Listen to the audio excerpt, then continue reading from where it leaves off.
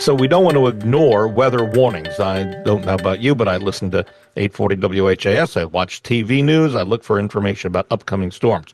This goes without saying, never drive into flooded roads. The old adage, turn around, don't drown. Never stand near windows or glass doors during a storm.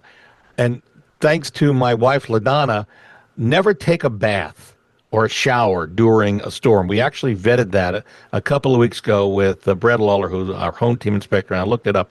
And yeah, a lightning strike can penetrate the house through the plumbing and use water as a conductor to get to you. So during lightning, definitely don't take a bath or a shower. Don't use electrical appliances during lightning because it could come through. A lightning strike could come through those. Staying in a mobile home really is a weak structure. That is not the place to be during a storm. Also, venturing outside too soon, wait if the storm passes just to make sure that there's nothing else coming behind it.